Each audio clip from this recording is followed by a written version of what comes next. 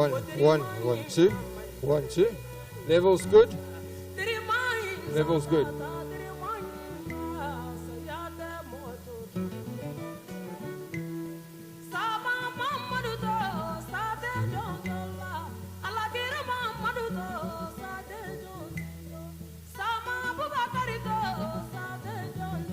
One, 2. Okay, 1, 2.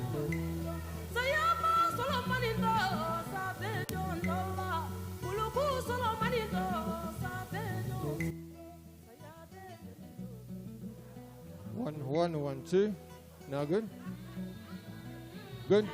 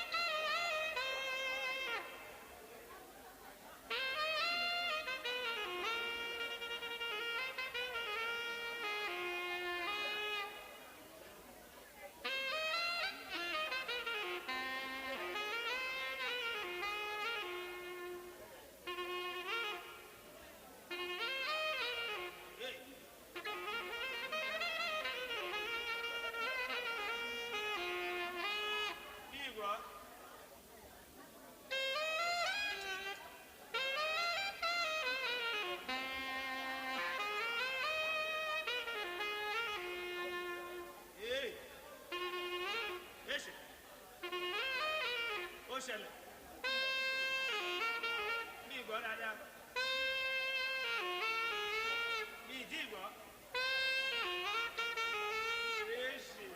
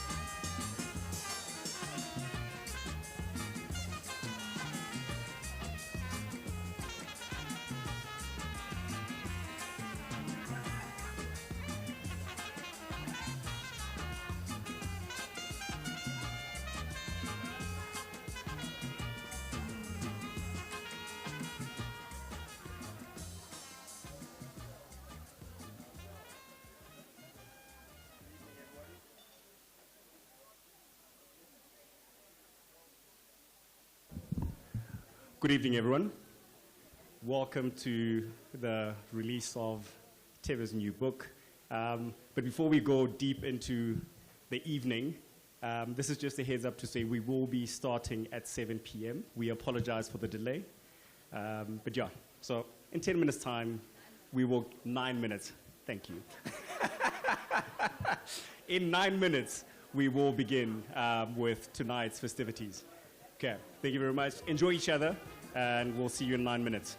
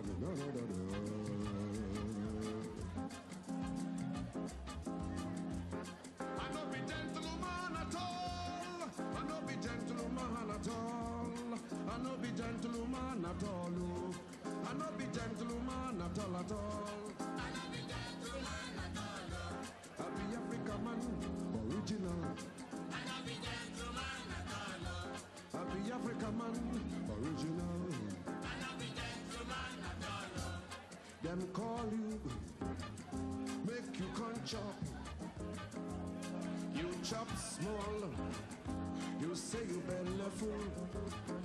You say you be gentleman. You go Hungary. You go so far. You go quench. Me, I no be gentleman like that. I be African man, original. I be gentleman at all. I be African man, original. I be gentleman at all. I be African man, original. I be gentleman at all. You dey go your way, the Jaja way. Somebody come bring original trouble. You know talk, you know what? You say you be gentleman. You go so far, you go tired, you go quench. Me, I no be gentleman like that.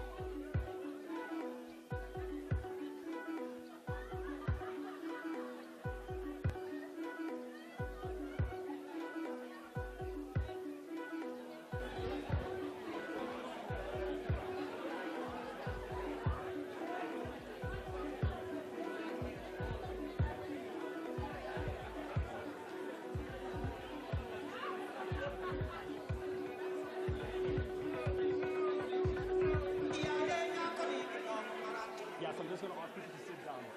Yeah, just, okay. Good evening, ladies and gentlemen. If I could please have your attention. Can I ask that all the humans who are still standing, if you could please make your way to your seats. We will start, literally, we're starting, basically. I realized that I didn't introduce myself. The name is Kabelwa Khamutlakan, and I have the privilege of, I guess, managing or introducing humans as they come forward today. Sorry, you'll get used to the term human, because I think it's the most appropriate thing that we could ever use to describe any person that's alive. And that's really what it's about. And so we'll just take this moment now to, I guess, settle ourselves down and begin our evening.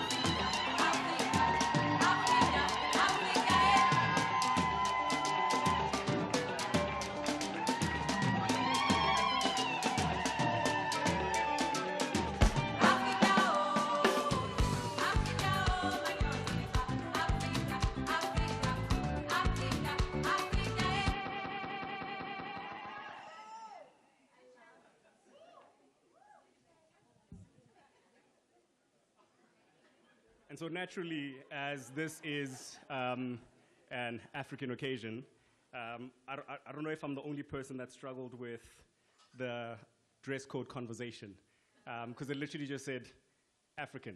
And I said to Teb, I'd like to be in a suit, and it's like, that's not African. But nonetheless, then I realized some of our family members arrived in suits, so I was like, surely. But nonetheless, as I said, the name is Kabelwa Mutlakan, and I think purely for the sake and the purpose of this evening, I'd like to officially introduce myself in the following manner. Bareng khakolole monkane matsutse di atla di maso ga di khosing khosi le jwa ka di atla di phepa tsukurusu ntshiba bo matlhodi Ka mehla ke leje ke tshukudu ke leje ke kgomo ke je monate. Thakga ya ja mabele ya re gola ya gadima ya re mabele ke a jela borra ditladi botlhakana go motlhakane motsweditswedi. So now I can do what I was actually asked to come here and do. That was just a moment for myself. Can we please bow our heads in prayer?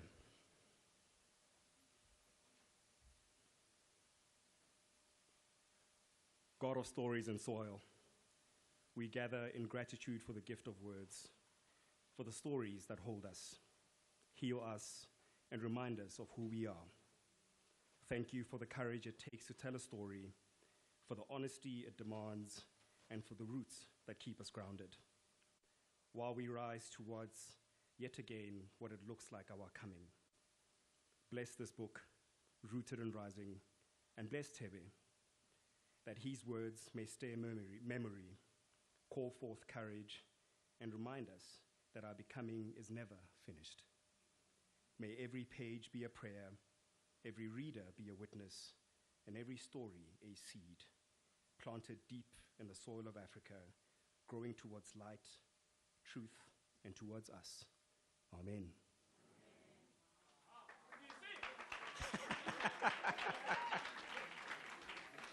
I've never had people clap for me for praying. I guess it was part of my job, so I'm not used to it. So that's very unique. So tonight, under the golden lights of the Constitutional Hill, a place that holds stories, struggle, freedom, and becoming, Africa gathers to celebrate Rooted and Rising.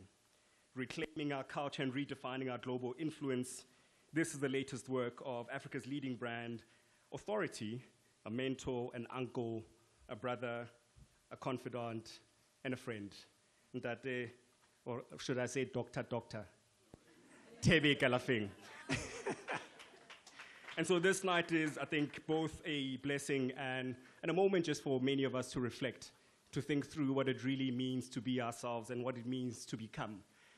When Tebe was writing this, I reached out to him and I said to him, you know, I'm at that point in my career where you feel stuck. And I was like, hey, Munna, I don't know what's happening. And this man has been mentoring me since I was 19. So we have quite a story. And I said to him, I'm stuck. And I feel like he used me as a guinea pig for, is it the 7 Ps? And so we did a whole thing on, you know, the 7 Ps that you will find in the book, and what it means and what it looks like to actually think about yourself, to think about community, to think about your calling, but what it also looks like to be in service to others, apart from yourself. And so this evening, we really come to both celebrate and be in conversation on exactly that. And it is also a privilege and honor for me to introduce our next speaker, Her Royal Highness Queen Nozizwe Mulela of the Zulu Kingdom. Dr. Nozizwe Pearl Mulela is a pioneer leading in banking and finance, currently serving as the Managing Director of Eswatini Bank, the first woman who holds this position since the bank's foundation since 1965. With a distinguished career spanning law, banking, and leadership, she has held senior roles in Standard Bank, FNB Eswatini, and Eswatini Bank, where her strategic vision continues to drive transformation. She is a passionate advocate for women empowerment, youth development, and leadership, and she founded the NM Leadership Network to mentor emerging professionals. And when I saw her profile, I said to Tebe, it is interesting to meet a queen that actually has a job. And so with that said, can we please welcome on stage Dr. Nozizwe.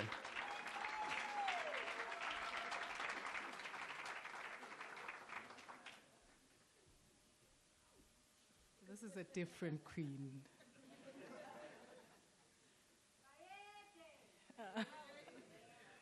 Good evening, ladies and gentlemen. It is lovely to be here. Good evening, Buti Tebe, and thank you very much for having me here and having us here. Ladies and gentlemen, it is an honor for me to be here tonight to celebrate a voice, to celebrate a thinker, to celebrate a storyteller, a person that continues to remind us of who we are, Buti Tebe. We're also here to celebrate his profound book, his new book, Rooted and Rising. This book is not just a literary work, it is a spiritual and cultural compass. It calls us back home to ourselves, to our origins, and to the deeper meaning of why we exist. I took time, Buthebe, to read chapter 3. I scanned it quickly and I was attracted just to chapter 3, where you remind us that purpose is not a slogan. It is not a line for social media or a speech to impress others. Purpose, as Buthebe writes, I quote, "It is the why behind the what, the why of our existence, and it is crafted in 3 words, in the intersection of reflection, conviction, and action," close quote. That for me is the very essence of living intentionally. We cannot speak of purpose and not live it. We cannot claim to lead and not serve. Purpose demands that we live in a way that impacts others right where we are. And I am sure we can attest to that with this gentleman here. In the book, he gives us a beautiful example in the story of Mlungisi Masego, an ordinary man who chose to use the millions of rands he received in a payout to bring water to his community, not for personal luxury. He turned his blessing into service and his name into legacy. This is purpose of motion, creating and becoming the greatness in the ordinary. That's what purpose is about. One of the most powerful threads are running through Rooted and Rising is the art of storytelling. Storytelling, in many ways, is the heartbeat of who we are as Africans. It is how our ancestors taught, how they healed, how they guided, and built identity. They sat around fires, under trees, under stars. They passed down wisdom through storytelling. Every tale carried a lesson, a warning, a dream, and even hope. And Buthebe continues that sacred tradition. Through his writing, he tells not only his story, but he tells our story. A story of resilience, of purpose, of cultural pride. He reminds us that storytelling is not just an act of expression, it is an act of preservation. It is how we hold on to our history when the world tries to forget it, how we keep our languages alive, and how we remind our children of the values that shaped us. I see there's one here. When we tell our stories, we reclaim our narrative. We protect our heritage from distortion and silence. We remind the world and ourselves that our voices matter. That we are not just observers of history, but we are authors of it. And a few people tell our story with the grace and depth and conviction that Thebe does. His words carry rhythm. His sentences carry soul. His books are archives of African brilliance. They speak of pride, they speak of purpose, and of belonging. What I love most about what Thebe writes and the way he does it, he writes as Thebe. He just writes as himself. Isn't that lovely?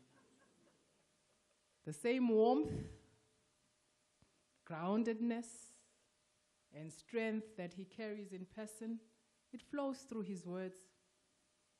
The humor, the energy, his depth, his belief in Africa, all translate into his written offering.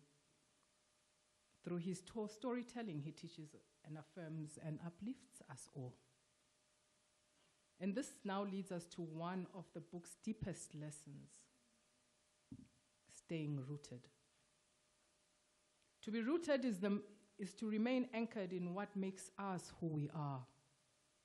That is our culture, our heritage, our values, and our identity. Because when we lose our roots, we lose our rhythm. When we forget where we come from, we begin to drift.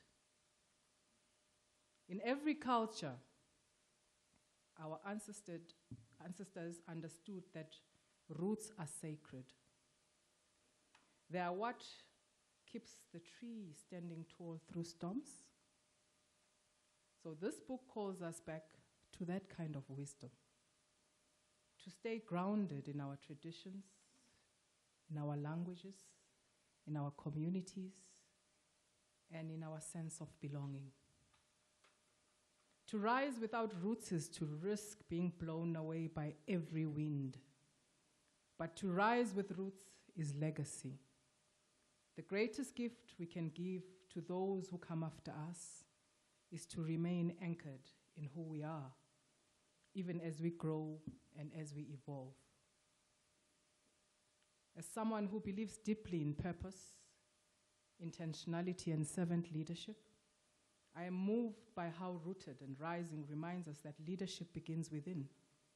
It begins with knowing who you are and refusing to be separated from that truth, no matter how high you climb, and having the humility to return to your truth should you ever drift away from it. But Tebe, thank you for reminding us that purpose is lived, that culture is not a costume, but a compass, that storytelling is not just art, but it's legacy. It is how we keep our memories alive, how we connect generations, and how we build a collective identity that cannot be erased. You have told your story, and in doing so, you have told ours. So congratulations on this powerful contribution. May this book continue to remind generations to come that our rise means nothing if it is not rooted in who we are, and that our stories, told in our voices, are the seeds of legacy. So, ladies and gentlemen, here's to a successful launch and the impactful conversations that are yet to follow. Thank you very much.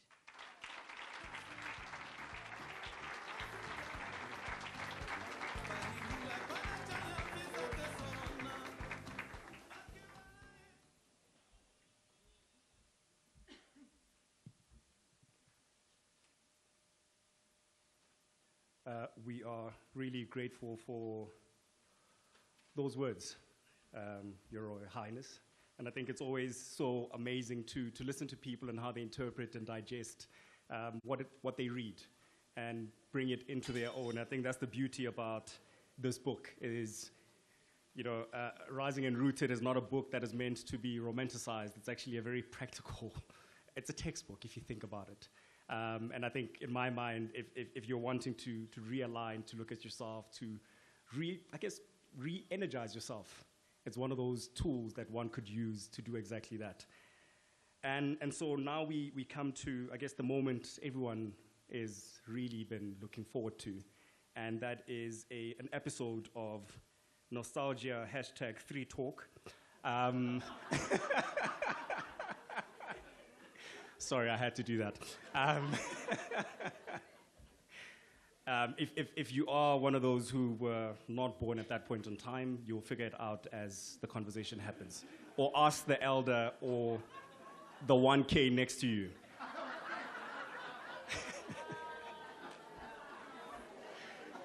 So, ladies and gentlemen, it is truly an honor and a privilege to introduce a woman that I think many of us grew up watching, listening to, and admiring.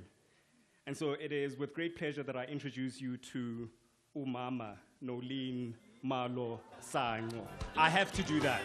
I had to do that.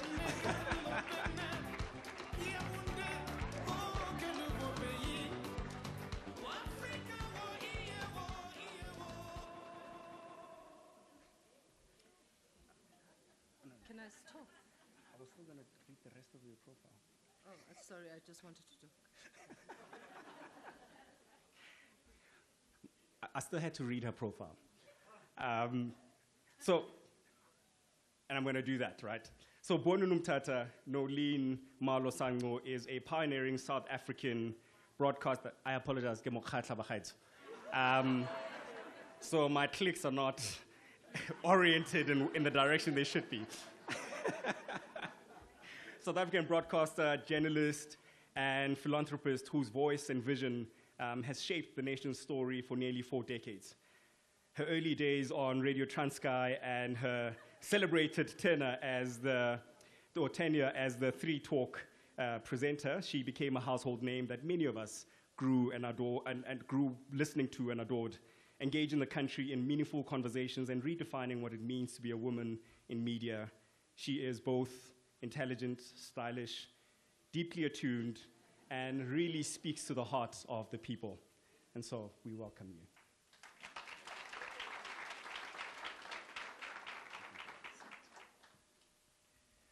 And it now takes, to introduce the man of the moment. He's saying to me, keep it short. I'm not going to read Tebe's profile because I think everyone that is here knows exactly what he's been up to for the past few years of his life. But I think for me, Tebe is really more than just a name in branding. He's a force for change, a voice, a mirror, and a movement through which Africa sees its worth, tells its story, and reclaims its place and space in the world. And so please allow me to invite onto stage Dr. Tebe Galafeng.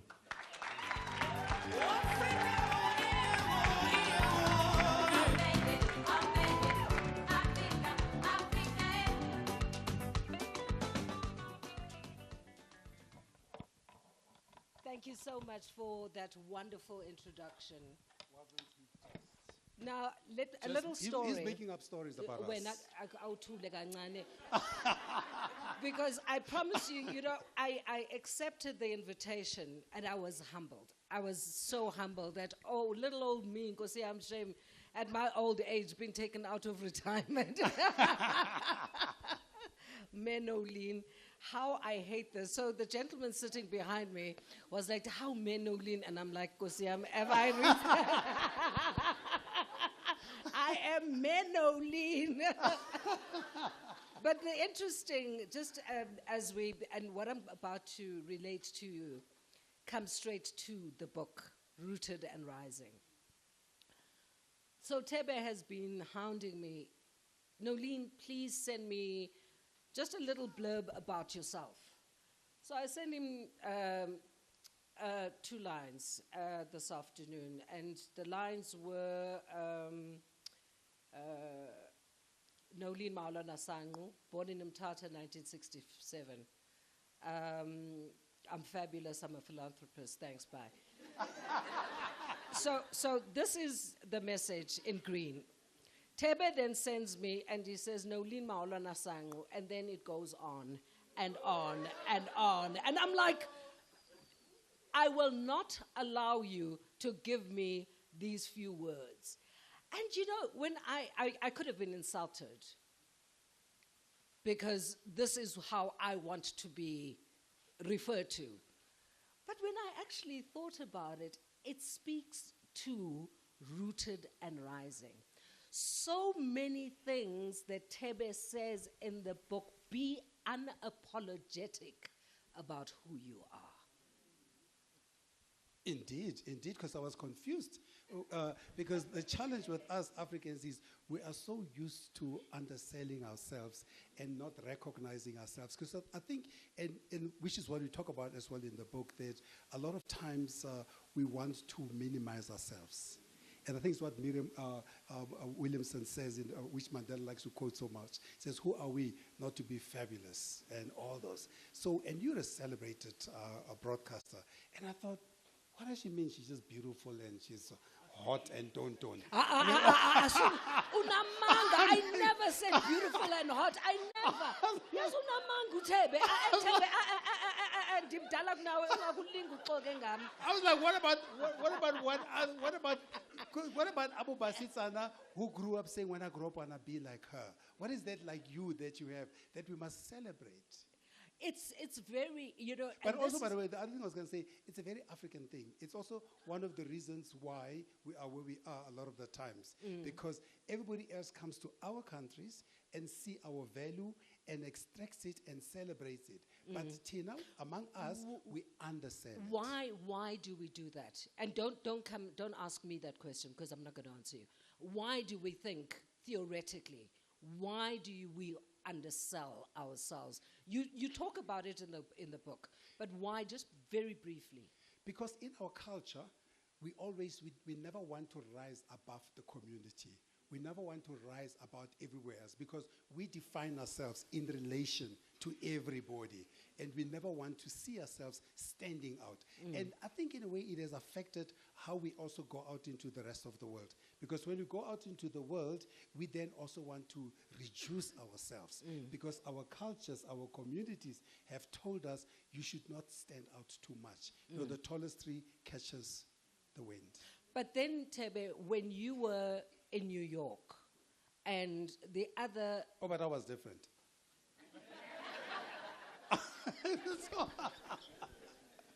Anyway, you were saying. very few people are able to shut me up. He's one of them. You say that we don't, as a people, we don't want to stand out. We want to dump. But there was a time when you landed the big job in New York, where your mentor, the other black person in the company, said, you are going to dress like this in order for you to fit in. So you did that as well at the time. Of course, and I think I speak in the book about a double consciousness, which is the idea that despite what I say about us, our culture and all those, we still operate in a world that is both Western and colonially inspired, as well as cultural. So being in a New York environment, the idea that how do you fit in order to stand out? So that the focus must be on who you are, not on what you look like. And of course, there you have to fit in the look. I mean, at that time, we had to wear beautiful starched shirts, custom-made suits, and we just need to stand out. Yeah. That was how standing out looks like. But it worked for America, because America was much more Western-oriented. Yeah. But of course, when you come back home, you then realize, but I'm not actually Western. And how do I stand out? How do I balance both? By being both African as well as African in a Western world, rather. How do we, as a people, start to, because you obviously, it took you decades to get to where But you don't are. make me that old now. But Thebe, it did. Nike was in. Kudala, long time ago. You're looking fabulous. Thank you. I'm going to take Not this bad for a outfit. 21-year-old. Yeah, no, not at all. I'm 25. You're 21. How do we, and you talk about it in the book, how do we change that mindset? Not just about the showing up, not just about showing off about who we are. How do we change that mindset? I'm going to answer it by starting over the answer with the one question you actually asked in terms of why is it that we want to minimize ourselves? Because I think we lack self-confidence in who we are. But we also lack self-appreciation that who we are is enough. But not just enough, it is our distinction and our competitive advantage. And I think to me that's where it starts. Because once you accept yourself and then you follow it up by valuing that which you are, then you are able to navigate the world on your terms. The MC referred to Rooted and Rising as a textbook. Now, immediately when someone says a textbook, you think of Customary Law 101, and you think, really, a textbook?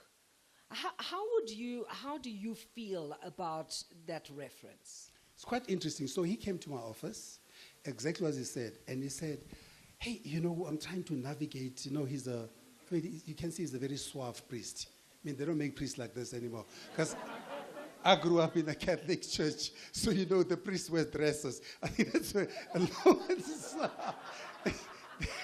they had to cover up everything. But this priest here has got hairs hanging. And he's quite fancy, right? So he came to my office, and then in our conversations, then I said, but I need to have a framework of how I speak to him. Something that he can take away to remember how to think about his transitions in life, both as a professional, but both and as a person as a professional. So he says it's a textbook because in many ways it is a manual. I look at it as a cultural manual more than anything. It's not, and I didn't want to write a book where you feel warm like when you pee yourself. And nobody sees you. I want to. Okay, that analogy. And hope that nobody catches you out. How often do you do that, Tebe? Apparently, it will kick in when I hit 80.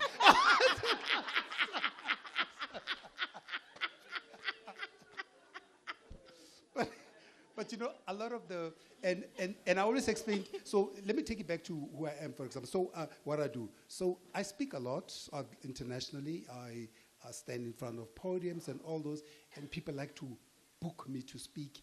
And I always tell them, I'm not a speaker. I said, what do you mean? I said, I'm not a speaker.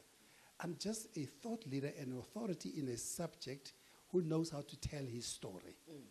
So a lot of the quote-unquote people who you call speakers, they speak a lot of beautiful things.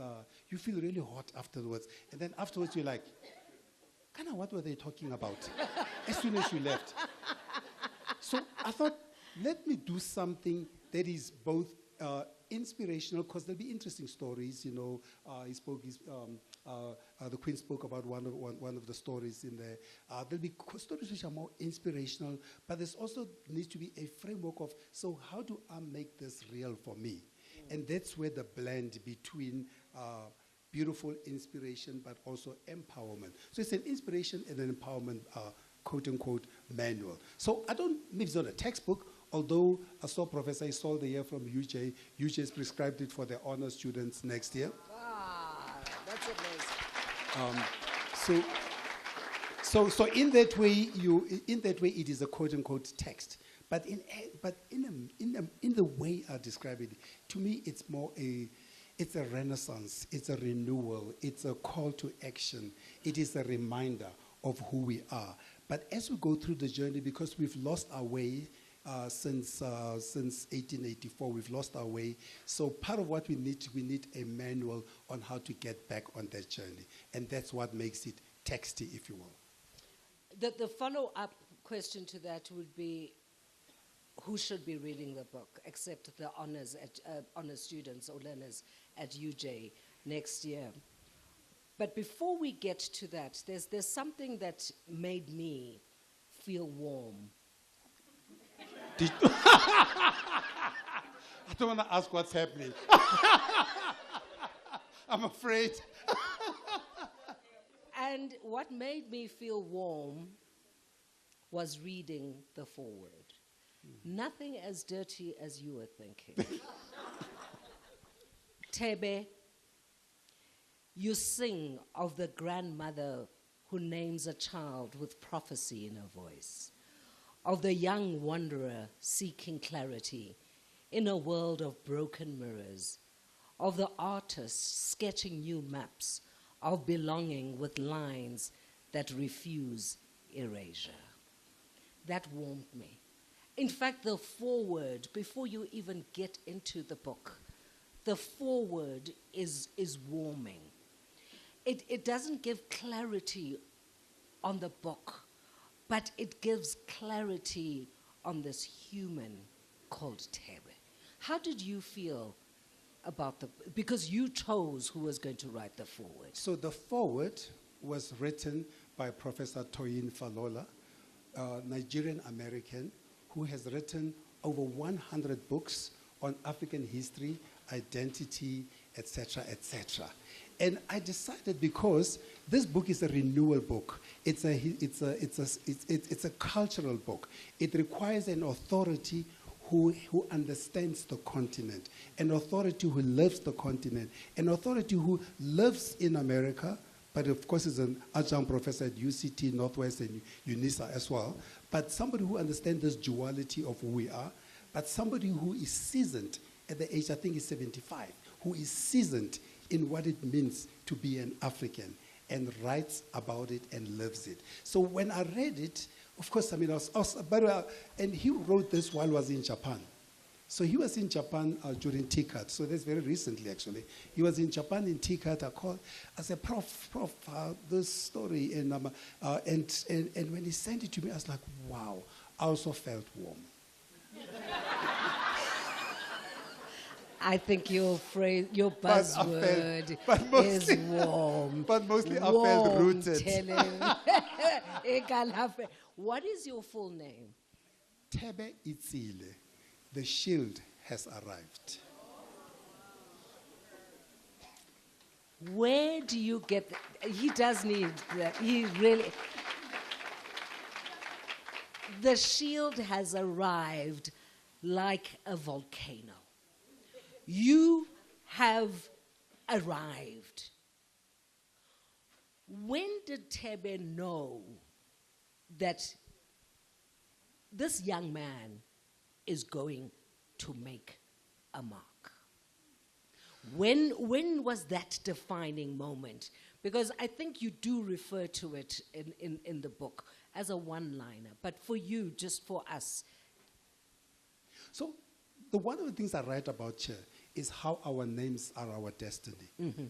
Our names capture the story of who we are, but it also captures the story of our parents' hopes for us, and also our community's hopes for us. So many ways, many of us, we either live to define or to defy those names. Mm-hmm. And it is almost like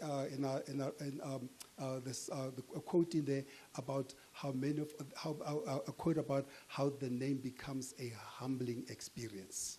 So when you get your name, you always have to say, what does it mean? But I think there's also something called a destiny. Because I think all of us are meant to be somewhere, or somebody, for somebody, somewhere. And our job is just to listen. So at my house, I've got a beautiful bronze, which I bought at some gallery. And it is of a man lying down with a hand on the floor and the other hand up. And I asked the artist from where I've got this collection, I said, what does this piece of work mean? And he said, many of us in Africa, we have our hands open, begging for things from the rest of the world, instead of listening to the ground from where we come from. So I think the name grounds you. The name defines your journey. So did I know I'm going to be writing a book? Well, I'm not somebody yet. Did I know I'm going to be writing a book or something? No, I don't think so. I just know that I was always top of the class in my whole life. I always knew that I was always the one, quote unquote, leading. So whatever I do, I was going to lead in something. It may not be this, but I was going to lead in something. But I just followed my heart. I never ever defined who I am by what other people think. And you know me, you've known me for more than 30 years. And you'll know I've never ever walked the same path as everybody. I've always walked my path. And in walking my path, along the way you find the path you're supposed to be on. That's so profound. But just to deviate for a second, you know, as you're speaking and you're mentioning we've known each other for 30 years, you gifted me this pen 20 years ago. And that is who... You're a woman of fine taste. Now, the question is, because usually one gets paid for things like this, and he made it clear you are not getting paid. So, dude, top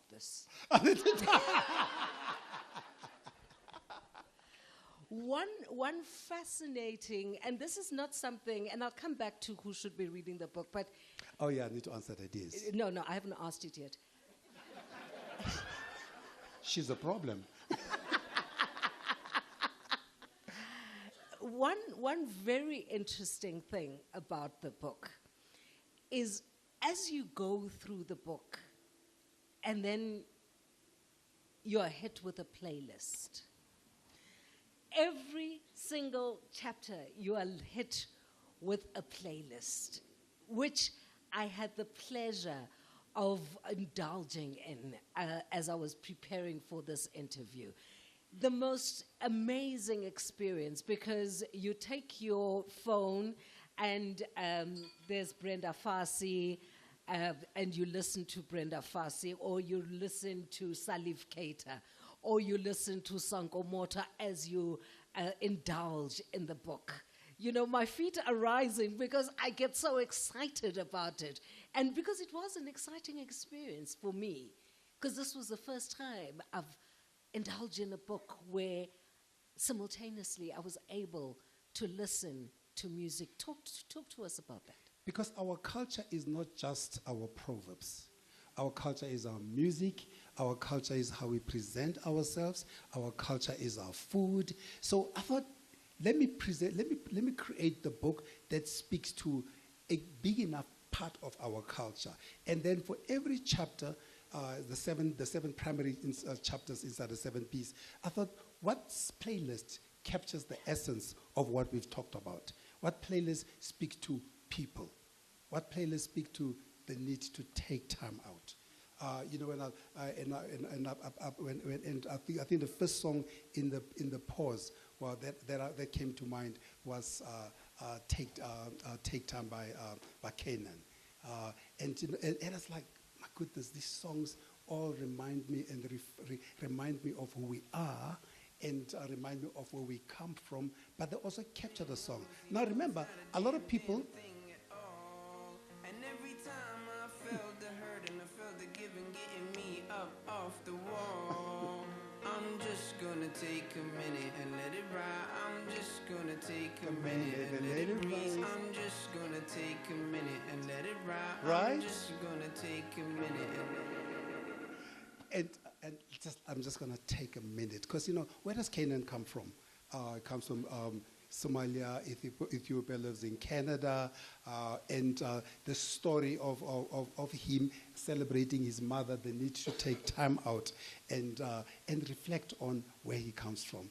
And to me, that's what the book is about. The book is about our story. So the music also does just that. So if you listen to just a song, you probably get the essence of the chapter. If you read the chapter, you get the depth of the content. And if you go one step further, you are able to, in the harvest time, you are able now to reflect. So what does it mean for me? Higher and higher. Oh, my brother. So, you know, I came back to South Africa, home South Africa, 94. And when I came back to South Africa, I said, the one thing that reminds me of home, of South Africa, is Brenda Fassie. And I couldn't find her anywhere, because Brenda was no longer the same. And she was living in Hillbrow. And Hillbrow was no longer the same place. I then said, let me go find my Brenda. And I think, I'm not sure they hear my friends. I said to some of my friends then, I said, I'm going to Dilos shortly. I said, Dilos, let's go to Islam. We are not going to Hillbrow. I said, what do you mean? When I was at Hillbrow, when I left South Africa, Hillbrow was a fine place. I said, what's the fine? He says, it's not the same. Do you know, I found Brenda Fassie, everybody knows she was 1.2 meters tall. You know, I found Brenda on top of the shoulders of a Nigerian guy singing higher and higher. It was a reminder of home. But the song...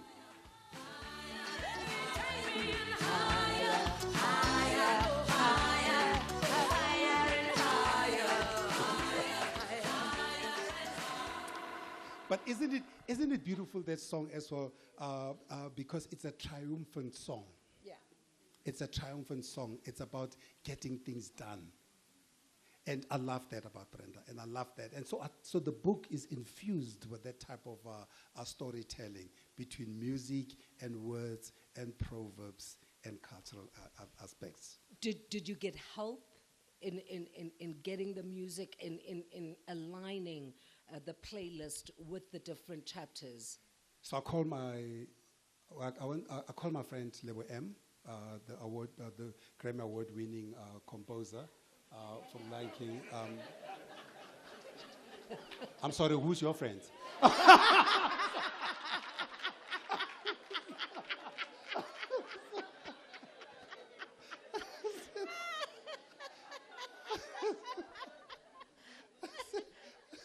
went to see him. Isn't it nice to have friends in high places? You know, I called my friend Lebu M. Well, that's what I'm going to be saying. You know, Tebe Galafeng, you know.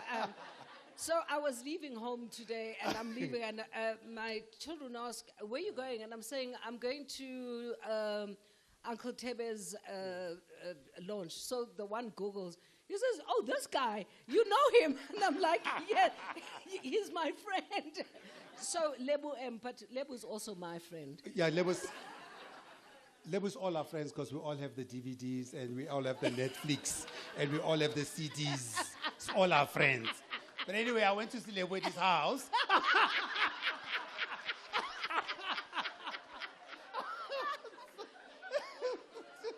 To go through the playlist. I said, to go through you're not well. To go through the playlist in terms of the songs that I think are appropriate for the different things. And the thing with the playlist as well, it is all African and diaspora. Because it's a mixture, you know, you've got the Peter Tosches of the world, you've got people from North Africa, East Africa, Central Africa.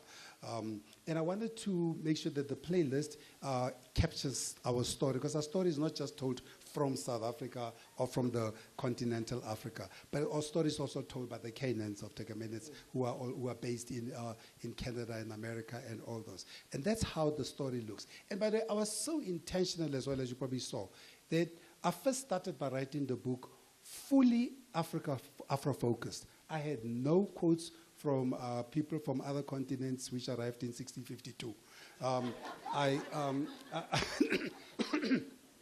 I wrote it fully from an African perspective. Then when I finished, then I was speaking to Kabelo, Reverend Kabelo, and they were speaking about this dual consciousness, about this idea we come to when it comes. Then I said, you know, I must actually honor that as well, because our culture has evolved.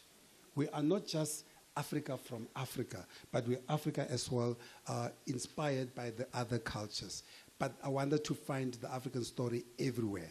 And because even when I travel outside of the continent, I first look for Africa in every country I get to. Very profound. Who do you, as this brilliant marketer, Well, who do you bounce things off?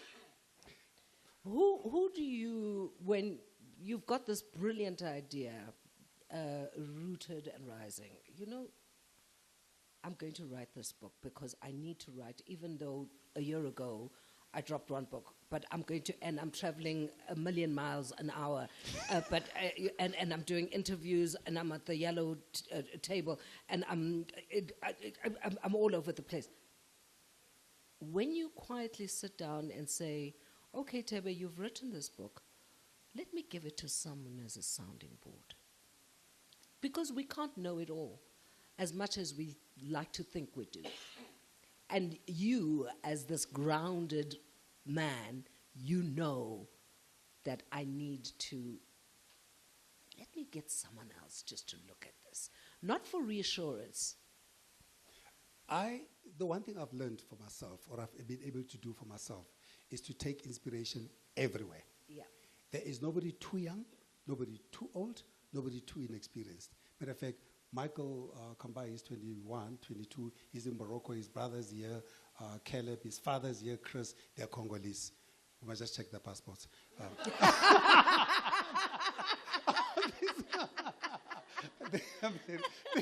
The Congolese South African I'm teasing up. Calling South African. So I sat with Michael at 22 and Caleb in my patio, trying to figure out some of the words and the structures and how to think about it. So I'll take an inspiration for somebody 22 like that. Then I'll go to somebody like Kabelo, who's doing his PhD in theology. As a KB, where does this fit in?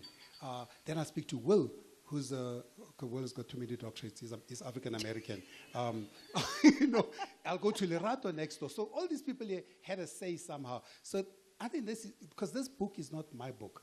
It's a collaborative story, because the story in there is not my story. It is our story. So, but every time, whatever I write, I will ask, whether it's my friend Gina in Kenya, or his husband, Captain Kariuki next door, or, even the little one here. The little one here, Tato. Tato, my godson Tato, Tato Mabuza. So I come to his house the other day. I say, hello, TM. He says, how are you doing, TI? I laugh.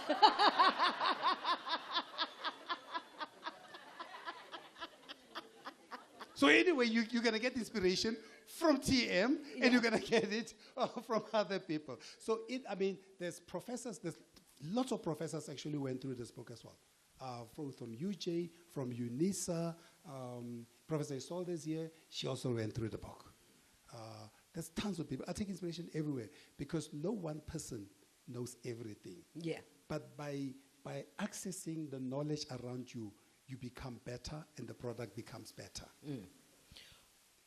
The first question, one of the first questions I asked you was, do you agree that it's a textbook, that this book is a textbook or not? But the question is, or rather my observation, is that this is not the kind of book that you are going to be able to read from beginning to end in one sitting.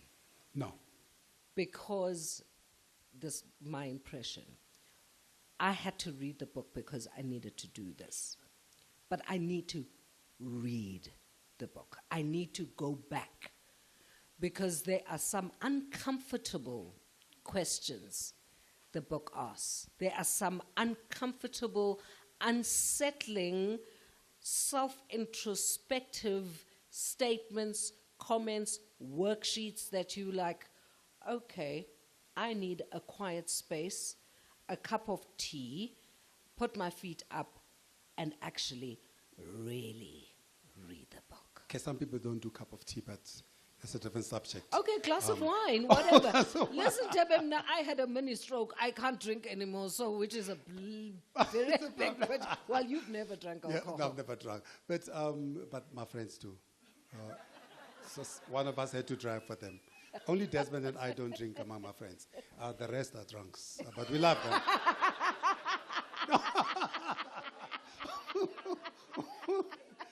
But they are responsible drunks. But luckily, we've got priests in my area. So you've got Kabelo, and you've got Reverend Mbeu, and Mamuruti Kangi Mbeu next door. So I've got good friends who balance the rest of the alcoholics in my group. So this is not a book that you're going to rush through. The reason you can't rush through is because it is a journey. It is a journey of rediscovery. Yeah. It is a journey of reimagining. Yeah. It is a journey of remembering. Yeah. Because, we'll ask the questions when it comes to the people section, which is the first one. Because, us Africans, for example, and that's and maybe that's it's a good way to give it an illustration. In the people section, which is the first subchapter, the first P, relate the story of how us as Africans, when we meet each other, so when white people meet each other, they're like, Nolene, what do you do? Very transactional. When Africans meet each other, they're like, Nolene Maholona Sangu. I know the Sangus. Which one are you? Mm-hmm. Because what we want to do, we want to connect. Yes. We want to root you. Yes. We want to see the relationships. So our connections are always relational and not transactional. Yeah. And and at the end of the subchapter, while you are recovering from reading, obviously there's a playlist, but then you've got what I call harvest time. And in the harvest time, I've created worksheets for you to be able now to go back and say, yes, who roots me? Who gives me an identity? Who are those people that I go to? Because you know, the thing about us Africans, doesn't matter how far you go, you'll always come back home. And that's why you always want to be buried at home. Like we'll all come to Joburg with the big houses and the fast cars. But when it's time, when the maker gives you an SMS, it's time now. You then start saying, yo, I must go back. So now now all of a sudden we need to do tar roads. Because you are very rich where you come from. We need to put fences around your 3-room house. Now all of a sudden we need to be reminded how to slaughter, even if you don't know how to do it. Because you know it's work. So we need to learn how to do those things. Because you always have to come back home. Yeah. And that's why the first chapter is a foundational chapter. It speaks to you coming back home. Because the whole book is really about coming back home. You know, Tebe, we could spend the next 3 hours talking about this book, and we still wouldn't finish. No. It's impossible. But, you know, in the digital age that we live in, you touch on that, and so importantly, talk about what you put out and how that can turn against us, because we are living in this fast age. Millisecond, you send, you're gone.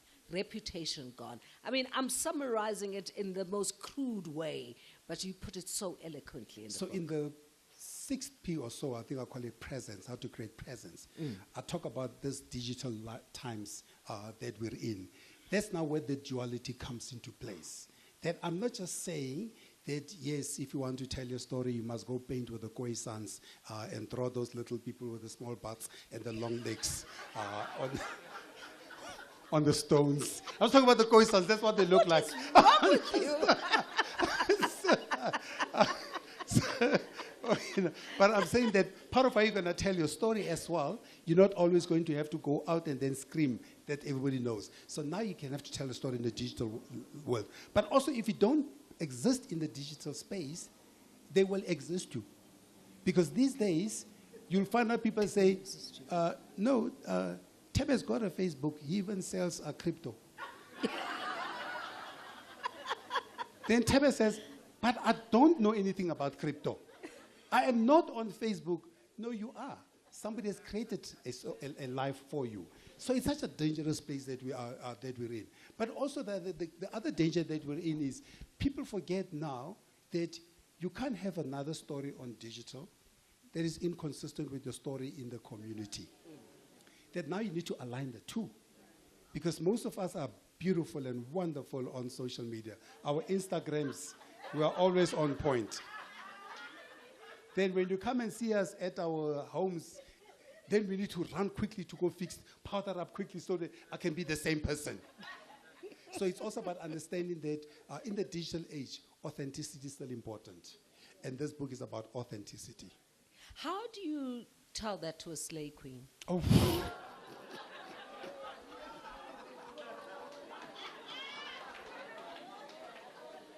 That just came out of my mouth. It was not part of the question.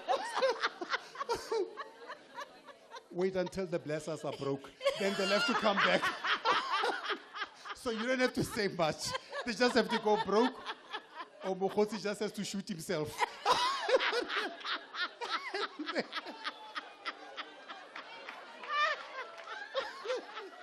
Then the money is finished. And then you can't afford to go get Dolce and Gabbana and Balenciaga, all those people that we used to use to define who we are. Because now we are being stripped to who we are authentically. Yeah. So, it's unfortunate that we live in an era where people now have created these non-existent images of who we are. Yeah. But at the end, I always say the final arbiter is that last day when the Maika calls you. You will have to reckon with yourself. And when you go back, like, there's this Nigerian guy, what's his, Bobrovsky, I think. I think there's that Nigerian guy, Bobrovsky's made up, he's a trans, right? Bobrovsky, and he's light complexion and puts on wigs and all those things. When he goes to the rural areas, you probably know, takes off the wigs, stands in the sun a little bit to darken, wears pants, because the father says, yeah, you are home. Here you have to be what we expect of people like you. So we always, you will always come home, and home will always remind you who you are, despite what you're trying to tell of yourself outside there. Who should be reading this book? I think first it's us. It's a reminder of us, for us, of what makes us so special, what makes us so distinctive, what makes us so authentic. We should be reading it just to remember who we are, because who we are will always be there. So it's a reminder to us of who we are, so we should be reading the book. But I think, and Gina was telling me, I was in Kenya this weekend, and Gina was telling me, says, Terry, you need to give it to this guy. That's like an English guy. I'm like, Gina, what's this English guy going to do with the book? So I said, what's he going to do with the book? And Gina says, he needs to read it to understand us. Because remember, we're living in that world.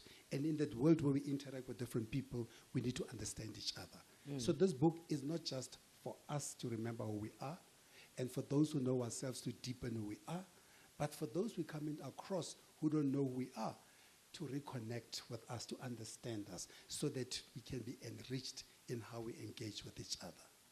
As we wind down, in the conclusion, for too long we've been conditioned to explain, justify, or downplay our Africanness as though it was something to be excused.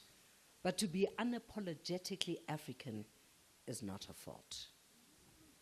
Do you know the beautiful thing in the conclusion which I deal with a couple of examples that we know. For example, the Afrikaans people. I think the Afrikaans people are probably the most progressive people in South Africa.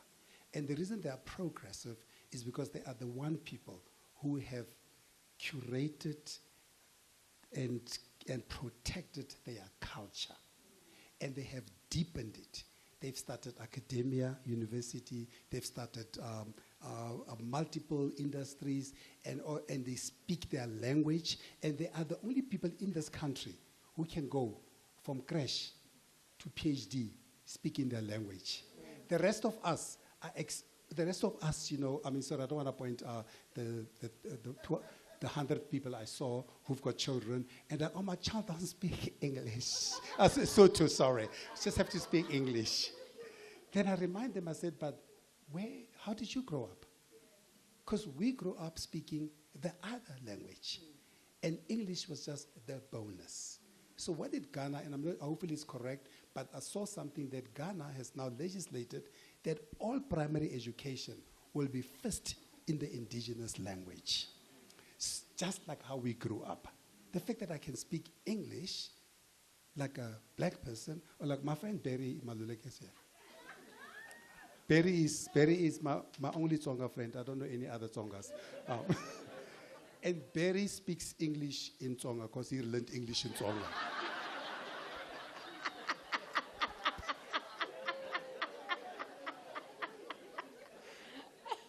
I love Barry for that authenticity. So, Barry always makes fun about that. But let me tell you, because I think what the Afrikaners have done is to show us that when you take pride in yourself. So many of us are saying, I'm not going to Stellenbosch. They've got all their own money. Well, there's a money spoken in their language, created in their language, using your sweat. So what we need to do, we need to learn from the Afrikaners. We need to learn from the Muslims.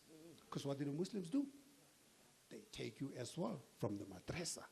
They teach you their culture from a young all the way to the end.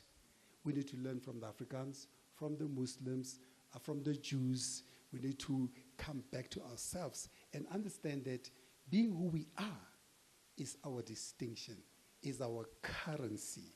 Hugh Masekela says wrote in the book in the end, Hugh Masekela said, one day we will wake up and tell our children we were once African. In fact, he says, when I look at my grandchildren, I figure that when they ask them 20 years from now who they are, they're probably gonna say, we used to be Africans long ago. Because we have sacrificed who we are. We have downgraded who we are. We have told everybody what we are is lesser. We are better if we're English. We're better if we're Western. But actually, you know, the Queen says to me, I was with her in Swaziland, she says to me, Tebe, I'm going to arrive as me. I said, of course, you always are you. And we should do that. We should not apologize. But I have no problem with a friend next door who doesn't look like us. Cleo. Because we're living in that world of duality. Yeah. Ngiyaxolisa, Cleo. As we conclude, I'm going to give you a few minutes to sell the book. To sell the book? No, indeed, it's your book. It's your What stage. is Exclusive doing when we're here? Just do a little bit. A bit of PR. Where do we get the book? When is it available? How much does it cost? Do we get a family discount? Wow. Do you know, black people, when they go to Louis Vuitton, Balenciaga, and they're given the full price, they're like, what do you mean, is this all?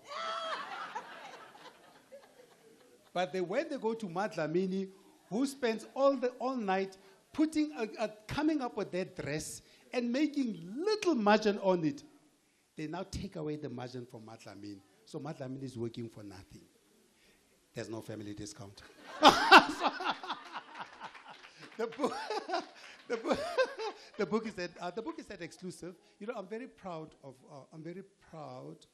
what we've been able to accomplish with The Traveler last year. It was the best-selling book last year. It was a story of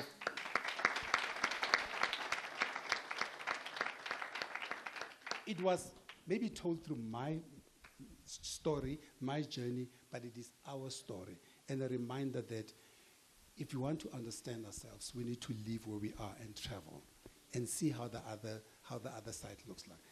This book, by the end of this week, it will be #1 in this country. Yeah. Tebe, it's been an honor and a privilege. Thank you very much for inviting me to do this. I thoroughly enjoyed reading the book.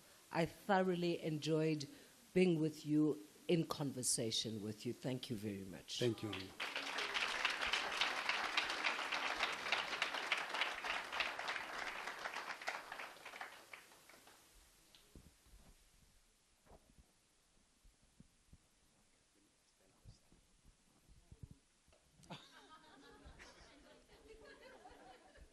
I always like when people find out I'm a priest. The first thing is always, is he a priest? But yeah, nonetheless, I think this was really an amazing moment and an opportunity just to listen, to reflect, and Gyalabokhamma. Maholwana sangu. Maholo Maholwana sangu. Nasangu. Yeah, there we go. I will be practicing. I'll send a voice note.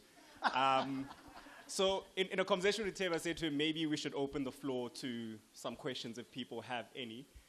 But if you don't, I'm more than happy for us to just let it be. So we were indifferent on the number. He said 5, I said 10. But let's start with the first one and see how it goes. There is definitely a question at the back. Sis Nose. Do we have a roaming mic? There we My go. favorite nose. Has everybody bought After the Fire? Because you're not allowed out of here if you don't buy After the Fire. Nose has written an incredible book. I've seen this woman in many capitals in the continent because that's what makes her such an incredible facilitator of conversations around the continent. Oh, thank you, my big brother. My name is Nozipho Shabalala. It's such a privilege that I get to ask a question to my big brother. I think there's just two things on my mind, Tebe. The first one is build on a comment that you made, that culture evolves. The question to you is, who decides what gets preserved and what is allowed to change. And perhaps you can give us a thinking model or framework for us to engage with that complexity. And then the second question and the final one is, I love the comment that Her Royal Highness made towards the end, where she said that culture is not a costume, it's a compass. And I often see in the spaces that we occupy that there is the risk of paralysis in the performative, thinking that if you show up looking African, you've done enough. How does the book help us to transcend the performative so that culture really becomes a framework that helps us to process and make decisions? Thank you so much. Thank you, and I think you answered the question, by the way. Because in the book, I write about how this is about moving from performance to purpose. This is about moving to being, from becoming to being. It is about understanding that our culture, like you say, even this book, is just a compass. That because we're living in a changing world, we too should be changing with the times. But in changing with the times, we should be firm on what grounds us, what roots us, so that the things that change. You know, I think I can't remember the gentleman who says, when it comes to matters of character, probably also would have said culture, we must be firm. But when it comes to style, we should move with the wind. So it is about understanding what are the fundamentals of what grounds us, who we are. That cannot change, and that should ground us. What should change is how we deliver on that. I mean, where's my young man named after a star? Upi, Kuza, Sia. She's hiding. Sia. Where's Sia Kuza? Sia was here just now, dressed in full Xhosa. And Nomahlubi is Mama Nugupi. She was also here, dressed in full Xhosa, the authentic way. I'm also dressed in Xhosa. But an evolved Xhosa. So the essence of who we are is still here. But in matters of style, I have moved with the wind. But in matters of culture, I have deepened my roots and be confident in who we are.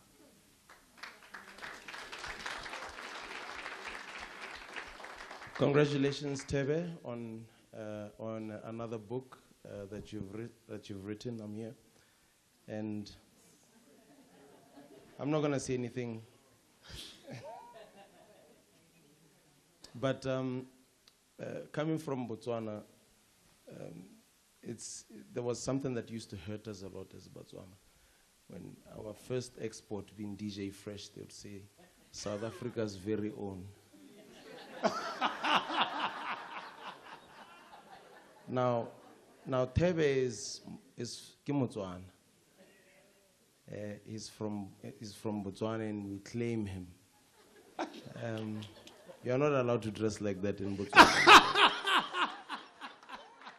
That's a discussion for another day. But do you feel welcome pretty much everywhere that you get to travel? Because not convinced to Aron, but being African, do you feel African everywhere? And is that how we are also supposed to be able to feel? Because South Africans are not very welcoming. Millicent had the passport. Anyway. My parents are South African. My grandmother is South African. My grandfather is from Botswana. Before ICE comes and knocks my knees out. When I live here. So, anyway, Lusika, thank you so much. I saw friends from Botswana flowing in Gikanse, Lusika. So thank you so much for coming through here. And Lusika, we are very welcoming. What do you mean? Us South Africans. But I think I show up as me everywhere I go. That's what I want to answer a question. I show up. I think that's in the book, and we've seen in the previous book. Arrived at a black tie dinner in London, dressed in a kente cloth, an authentic kente cloth. Everybody around me had black and white suits. It's fine. It's fine. I was myself. I didn't apologize. Do you know what's so beautiful about our culture? They spend the entire evening focusing on me. The entire evening. They forgot that there was a function. I was now the function. That's how beautiful our culture is. Yeah. So I always show up as myself, because there's nothing more beautiful and sexier than being yourself. I hope you are able. When I trampa go emetse go airport.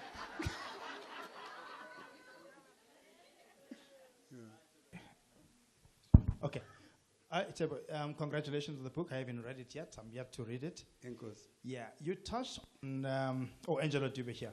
You touched on the use of mother tongue in teaching, and I want to pick your brain on that. Given that we are trying to undo damage that has taken 500 years to be instilled on us, we're trying to reverse that.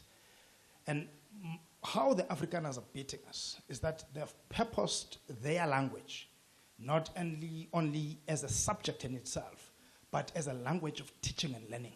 Correct. We are far from that. Correct. We want to teach isiZulu as a language and as a subject. We want to teach Sepedi as a subject. How do we converge in a multidisciplinary society like South Africa and ensure that our languages are language, not just subjects in themselves, but also languages of teaching and learning? Because I feel like there's a gap there as a nation. Thank you. Thank you so much, Professor Dube from UNISA. There's lots of professors here today. Some of my friends are very learned. So I was just saying, Jay, please, folks, choose wisely.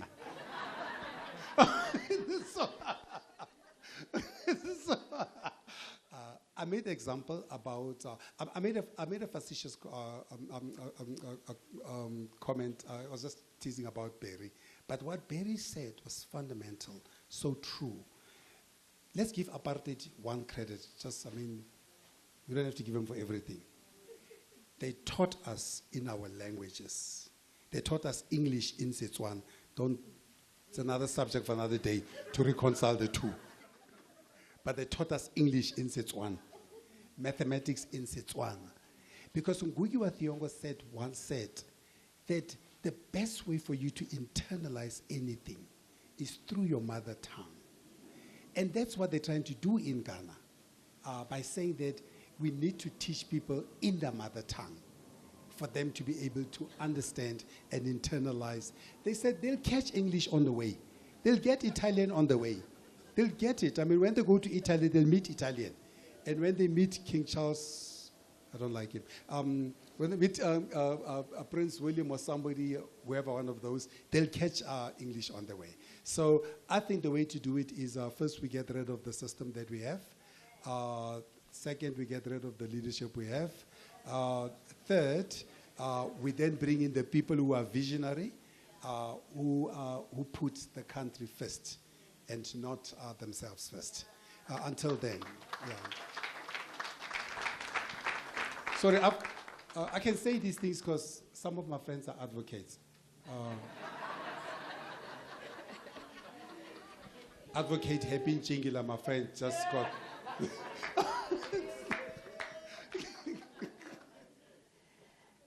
Right. Hi, Tebe. Congratulations. Very enriching evening. It has been so far, enriching conversations.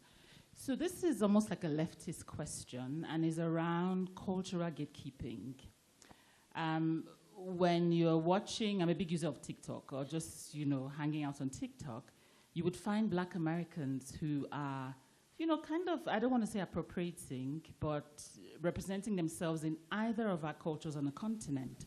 And then you find us, the Africans, really harassing them and telling them that's not your culture, So it'd be great to get your views on cultural gatekeeping that is at least happening on social media. Do you know what I love about Nigerians? Is they never forget, they never leave themselves behind. She kept, she's a learner, she's a PhD, and an executive. But she still, when she speaks, you hear her culture. You hear her roots. I can have a conversation with her because when she speaks, I can say to her, you sound interesting. Which country are you from? That now we can build onto that. So is there such a thing as cultural gatekeeping? Is there such a thing as appropriation? Do you know, I think to me, appropriation is when you don't give credit.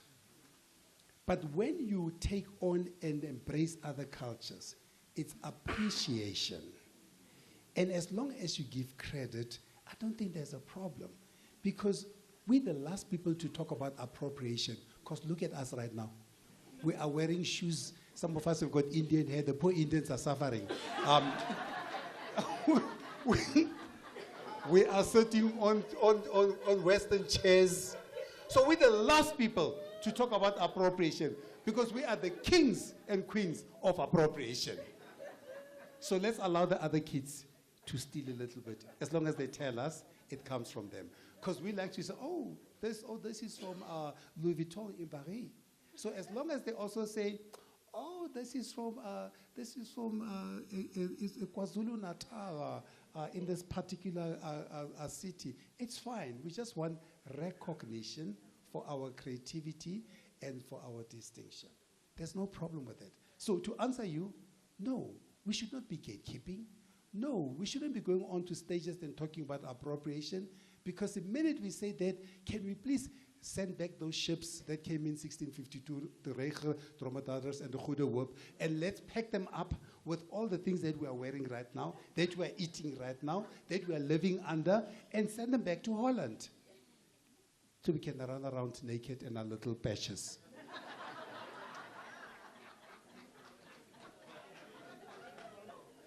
Sawubona Thebe, ngibingelele bonke abantu abakhona. Enkosi ngile. Manje yini engenzeka ukuthi le ncwadi ibhalwe ngelimi lezi ezifana nalezi ngisikhulumayo. Uma ukuthi ufuna uyibhala ngesizulu cha ungathuma mina.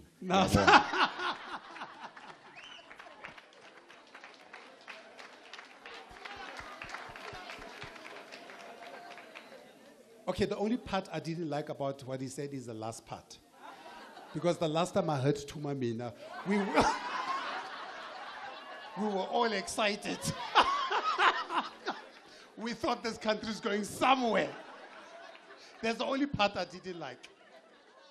But the rest of the parts, for the 150 who didn't hear, he says, when are you going to write this? Why didn't you, and when are you going to write this in our language?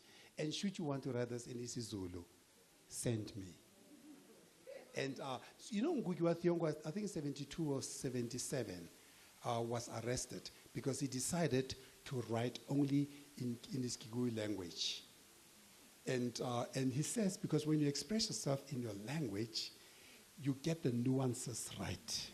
Now the problem is this, in this country, I think, and I may be wrong, AmaZulu, AmaXhosa, Tsongas and Vendas, and maybe Andrebele, are probably the few people who speak their languages well, who return to their languages constantly. The rest of us, we can't even finish a sentence in our languages. Colonization has done a good job on the rest of us. The truth of the matter is, I should have written it in Setswana, or Sixhosa, or Sepedi. But as soon as I write it in that, this thing.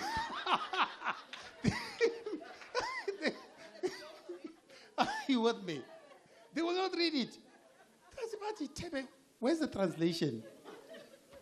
Colonization has done a good job on us. So I wrote it in English as a common language among us 12 speakers. There's 12 languages. The others just don't say anything, but they're there.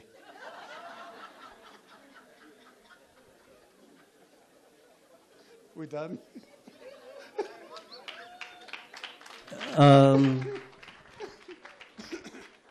I've got it over here, Tebe. Yeah. Hi, I don't have a question. I have a comment. Sorry. Oh, sorry. I'm from Namibia. You can see it's there evening progresses, their accent starts changing. I'm from Namibia. Tebe and I have been friends forever. But what I want to do is I just want to make a comment as a so-called foreigner in your country. Let's address the elephant in the room. Immediately after South Africa's liberation, we were all proud to be South Africans, even as Namibians, because you were representing the best in what the continent has to offer, right? You can take the Football World Cup. It was not a South African World Cup. It was an African World Cup. SAA, the brand promise, you know what, they were an African airline.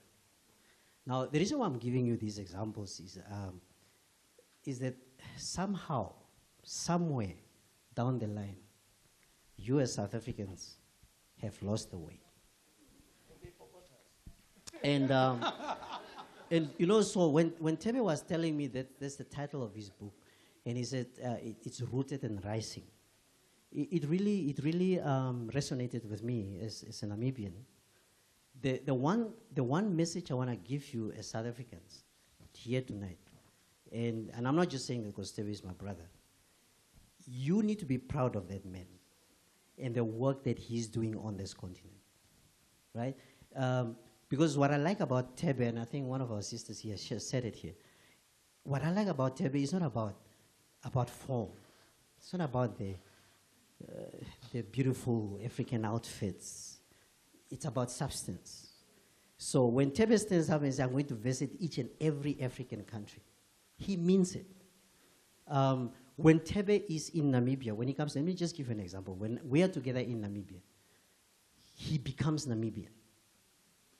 I've been with him to other African countries. He becomes that Kenyan. He becomes that Tanzanian. Do you know why? Because he believes in Africa.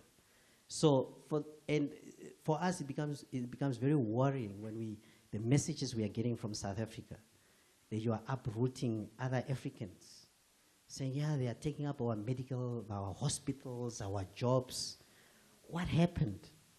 What happened to that speech by Thabo Mbeki when he said, he didn't say I'm South African. He said, I'm African. I just want to leave you with that message. So, thank you. So part of what I write about is also the meaning of our names.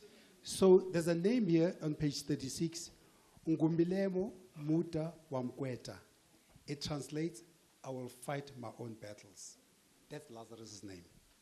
So Lazarus, we just spoke now. Okay, Lazarus is the one that came with the ship. But the one that his mother gave him is Ngumbilemo Muta Wamkweto. And I will fight my own battles. I think it's such a beautiful name, a combination of name and the story, because we as Africans, we need to fight our own battles. And we shouldn't delegate who we are or relegate who we are to other people to fight for us. So thank you, Lars, for that, because we are all Africans, of course. Lerato. I think, T, hi, it's Leo. Mine is a continuation of... So I knew Leo when he had a six-pack. So we're talking now 30 years. I'm trying to get one, but I'm sure I'll get there. But mine is a continuation from a statement by Lusika and Lars. And I think just looking at on my right, I see Mr. Komoswana is there. I see JJ is there. Professor to you. Sorry. Yeah, Professor JJ Tabak. And I see, I think Mr. Shilowa refers to him as a newspaper man. And I think we must not, as South Africans, underestimate what xenophobia that has taken place in our country. And some of the populist statements that continue from some of our ill-advised politicians about our continent is doing to the damage of the South African brand as Africans. And I think going back to the statement that you make, that at the end of the day, you always go back home. You know, whether we refer to Tanzania or whether you talk about Zambia, during our struggle, where they hosted us, and I'm not saying we must accept the incompetence of some of our government departments in terms of managing immigration, but we have to ask people like yourself and the three gentlemen that I've mentioned to say, how do we change the conversations as South Africans? To say, we're Africans. Of course we live in South Africa, and most of us, even you standing there, and I think we share the same history, where you have association with our neighboring countries, and I realized that the main guest speaker was a queen from Swaziland. Eswatini, sorry. But I think it's important that as we leave, we say consciously, what are we going to do about brand South Africa in the greater continent, whether you talk of 54 countries or others. Thank you, T. Thank you, Leo. That's such an important contribution. Lerato, I think Lerato has a question here. Okay. Should we take at least two more and then conclude? Then we conclude. Because there's a lot of hands coming up. Yeah, okay. Lerato, wasn't to me WhatsApp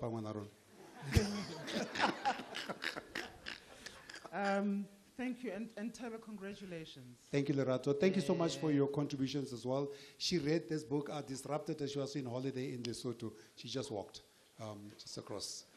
And spent the whole day reading through it. And she came back like a teacher with circles and red marks at Raul Lerato. See me after class.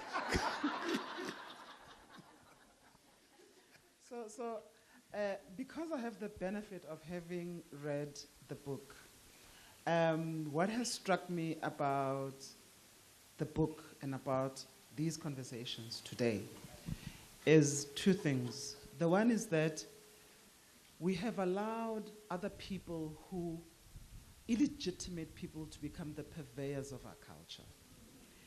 And they're illegitimate in that they actually they misconstrue, they miscommunicate, they miss everything about who we are as Africans. And I think we have ourselves to blame. But thank you for writing the book, because what now needs to happen is that we need to have many different conversations. Correct. We have to have the conversations about education and language. We have to have the conversations about fashion and brands.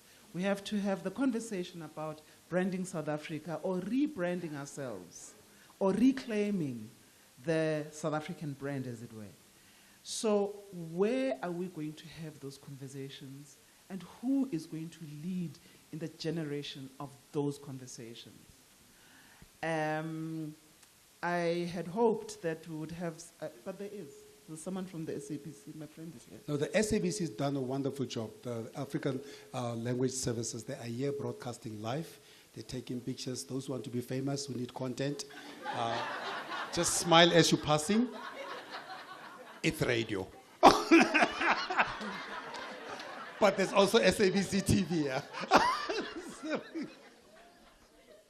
But Taba, you have sparked the conversation. We know that you're busy. You just said he moves at 1 million miles per second. You're going to have to stop and tell us how we should carry on with this conversation, because the book is layered. It Thank has you. got many, many, many different things about it. You and I spoke a while ago, and we spoke about grief. And I said, actually, somebody needs to remind us as Africans about how we grieve. So we have all kinds of mental problems and challenges and so on, because we have forgotten how in our culture these things are done and how they're communal and how they help us heal. So thank you. That's what I wanted to say. No, thank you so much. You know, I just want to answer for a minute in terms of how we take these conversations further. So last year after the Traveler, you hosted at your house young people and a few of your friends and invited me, and we had conversation. We had like 30, 40 people at your house, and it was incredible because the way you did it is reminded me of, apologize, Reverend Imbeu, not talking about Isonte Zenzimali. You know, how the churches, the charismatic churches, how they think in what you call cells. That's how they multiply. So I felt like we're in a cell session with at your house, talking to those people. Next week I'm speaking to like 75 accountants. Then I'm going to Bloemfontein speaking to 200 people. So that's how the conversations go. So it is not necessarily about broadcasting. It's about casting to different segments. And that's how the conversation goes. But also, like I said, it's not my story, it's our story. I was just curating the story. It's about, and the way the book is written, it's so interesting because anyone can take this book further on their own without me.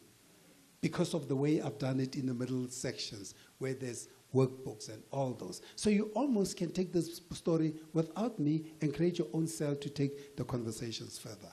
And we're going to take these conversations further. I mean, Coco was calling me, Chef Coco, you know, Chef Coco knows how to cook in 7 languages. I mean, he's Belgian, he's Burundian, he's South African, he's... you are everything, Coco. You're the only person I know who's got 7. I don't understand how you could manage to be out of 7 parents. But you've done a good job. But Chef Coco was saying to me the other day, a few nights ago, he says, Tebe, I want to have this book on the menu as part of a conversation. A 7-course menu on the 7 P's. And I was like, Chef, that's so interesting. Because that's what we do. You know? That's what we do. Des last year said, I'm going to make sure all my VIP customers have a copy of The Traveler. It was a Traveler. Why did he do that? I don't think he did it just because we've been friends for 101 years.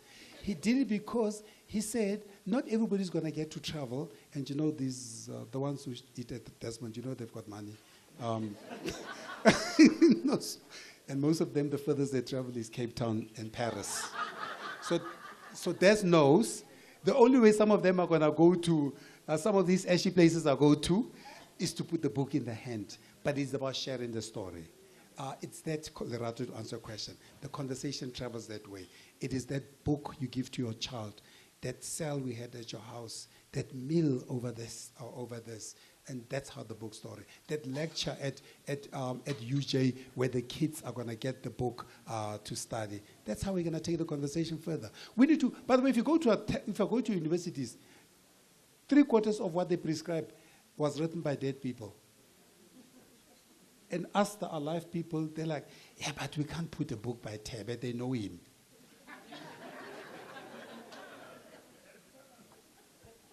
Oh, is it me? Is it me? Okay. So congratulations and thank you, T, for involving us in this project. You look amazing, by the way. I want that suit. Thank you, my friend. Thank you. What does it mean to be African post the aid era and the opportunities that come with people pulling the carpet under our feet and us being able to say, actually, we are on our own and we're going to be okay? I think that's part of the work that needs to be done going forward. But just to follow on, Lerato, I was going to say, Tebe, to be your friend is hard. So, can your next give us time to breathe so that we can catch ourselves before you come up with another book? So what is the next for Tebe and how should we prepare as your friends? Because you are costly. Some of us have just newly gotten married and every day to talk to you. So give us the time, please. You are not well. So you know you talk about the rug from... So, I mean, how beautiful is the set? This rug is from Maxhosa. I think the very first and the biggest rug from Maxhosa was mine. Well, I mean, it's just a statement of fact.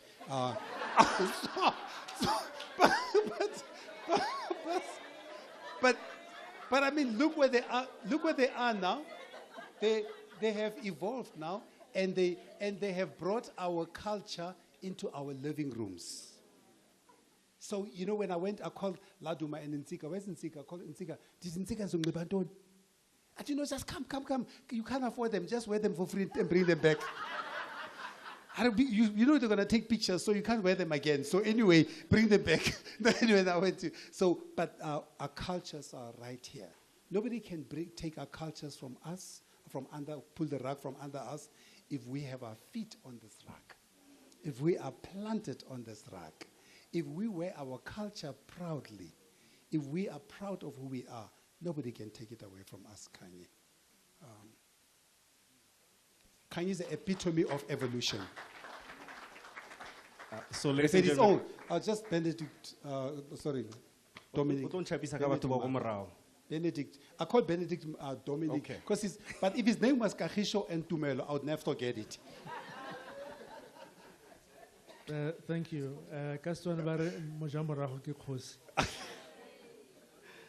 So, Tebe, I think one of the conversations that you and I had was around the commonality that we have as African brothers and sisters, and the core ethos of belonging, which is supposed to bind us. But yet, this glue seems to be fractured, and despite this, we remain fragmented and at war with ourselves and each other. Just maybe some thoughts on how we think about reversing that. Thanks. Kabelo, you disturbed me. You called me. No, I didn't. You said how you talk about the commonality of what makes us Africans, and you said something about how to reverse that. What? Oh, yeah.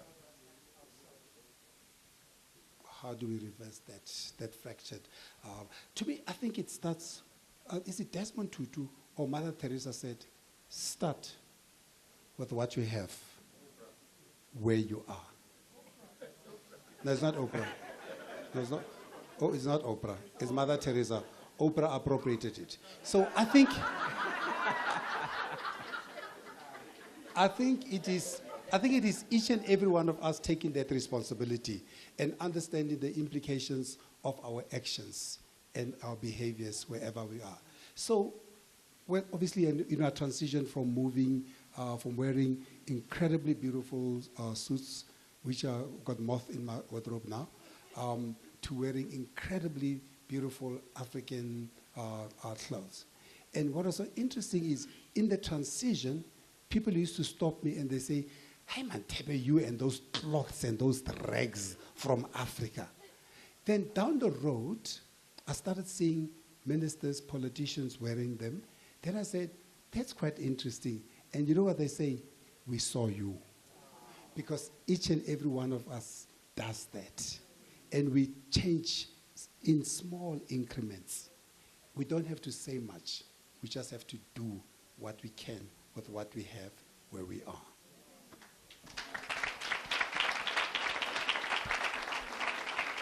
And so that brings us to the end of the Q&A session. And yeah, I think we're really appreciative of all the questions and the reflections that people brought forward. And my argument is always the conversation continues, and it doesn't remain here. And so if you still have more questions for Tebe, please call him for lunch, take him for coffee,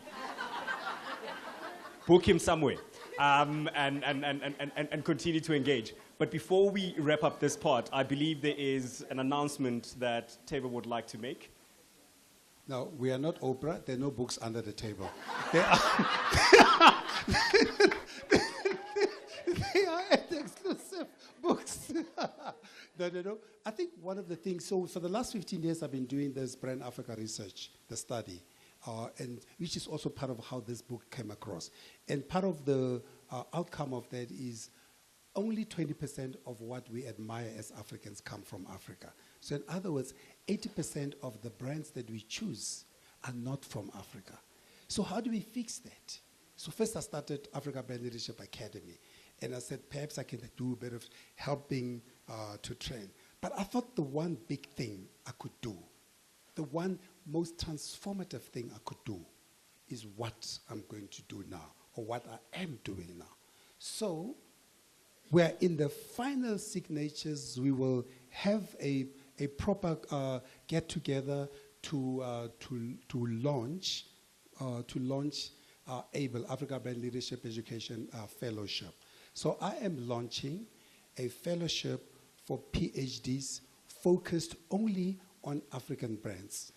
And to put my mouth where my money is, or whatever, and to put, it's, when that parliamentarians made mistake, you didn't correct her. So, to put my money where my mouth is, so I then put down 1.5 million to start the scholarship, and then the University of Johannesburg and the University of South Africa and Vega University match it. And then other partners like Liberty put in another 750. So just to start, we're going to launch this over 5 million rand scholarship for PhDs in South Africa.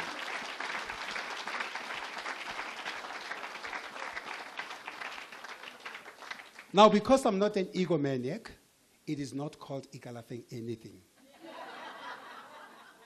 Because as soon as you die, you know they change the names anyway. So I called it ABLE, which is Africa Brand Leadership Education Fellowship. So that's what's called the ABLE Fellowship. The ABLE Fellowship is going to kick off very soon. Very excited of the work that I've been doing with UJ and UNISA and Vega over the last few months to narrow down this. And I'm very excited that my friends, where's Thabang Ramokhas? That my friends like Thabang Ramokhase, I just had one meeting with Thabang. Thabang said, here's your 750,000 rand towards the scholarship.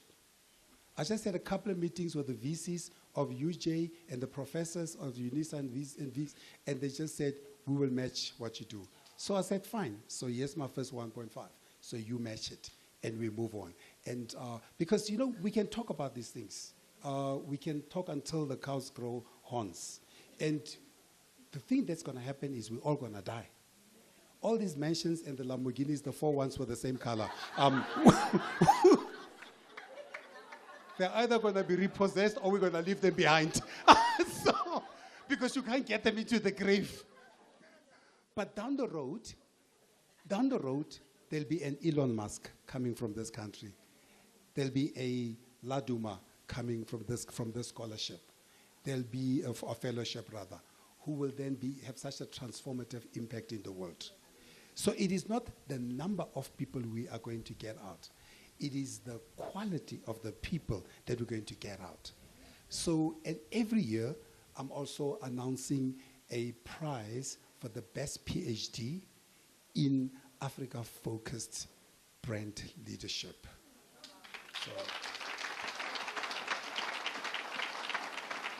So that's it about putting your money or your mouth where your money is. Or your money is. I knew you were here, so I knew what you're going to do. So, but I'm done, folks. I think I've spoken too much for one night. First, let me say, thank you for honoring me by coming here tonight. Because, you know, I come from a small town, but with a great impact. I come from Kimberley. We created all of you. So, you know, I'm from the city that started WITS, that started the Diamond Rush, that created the first bright lights, street lights, the first tram. And I grew up, the city said CC, City of Civilization. To me, it's just an example of, doesn't matter where you come from, that you can make a difference anywhere.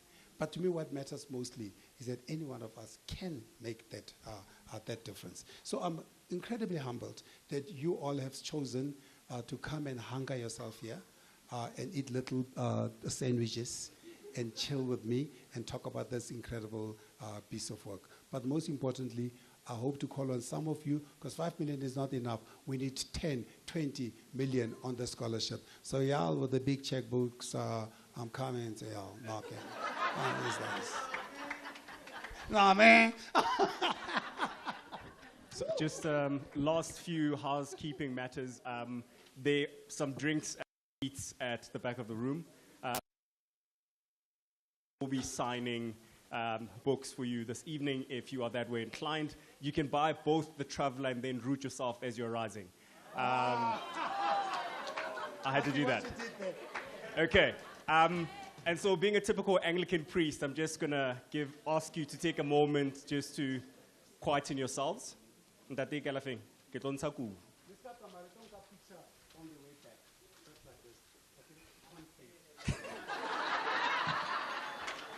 Okay. So, given that we started with prayer, I think it's ideal that we conclude the same way that we began. And so, if you could just take a moment to calm yourself and draw yourself closer to yourself. Take a deep breath and remind yourself of why God created you, and it was to be you and no one else.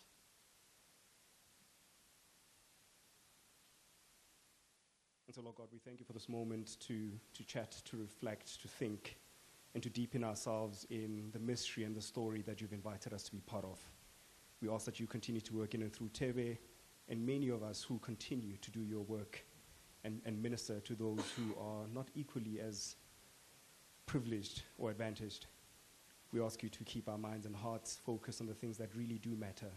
And most importantly, we ask you to reinvigorate the spirit of humanity amongst us and to remind us that for us to be where we are, to be able to listen to these conversations and to have them, someone had to sacrifice themselves.